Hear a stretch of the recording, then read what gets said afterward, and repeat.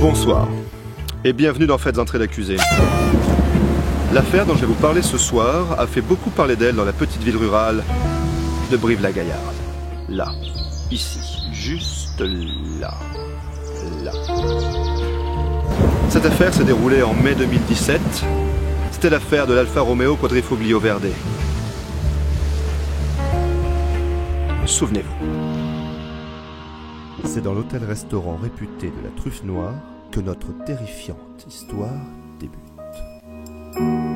Au milieu d'une gamme d'Alfa Romeo bien sous tout rapport, se cachait un monstre qui abritait sous son capot la puissance inavouable de 510 chevaux.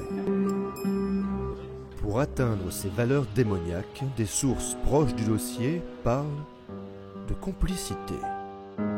Et quand on compare aux autres Giulia, on aurait dû se douter. Disent aujourd'hui les autorités compétentes sous couvert d'anonymat. Et effectivement, les indices tant extérieurs qu'intérieurs étaient nombreux et auraient dû leur mettre la puce à l'oreille. Ça modifie plusieurs paramètres. Une fois tombées dans ces filets, les victimes, dont j'ai fait partie, restent marquées au fer rouge par cette expérience. Une quinzaine de kilomètres en passager, puis à son volant, voici un document exceptionnel tourné en caméra cachée au moment des faits et qui vous permettra de juger de la bestialité de l'accusé de la Giulia Quadrifoglio Verde.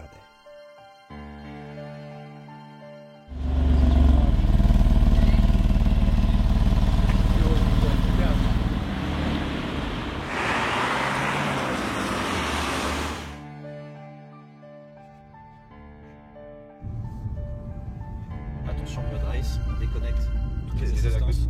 Ah, donc il n'y a plus d'anti-patinage. Vous voyez, elle peut devenir bestiale et puis après voilà une vraie voiture. Ce que je trouve. Là on a l'option frein céramique. Ouais.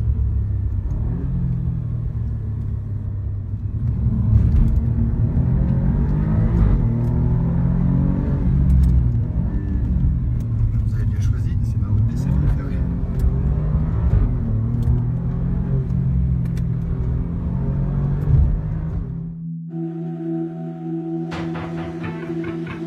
Voilà, vous savez tout sur cette envoûtante affaire. On n'a plus jamais revu l'Alfa Romeo Giulia Quadrifoglio Verde à Brive. Alors méfiance. Ouvrez l'œil et le bon. Elle pourrait, en un regard, faire de vous un de ses adorateurs fanatiques.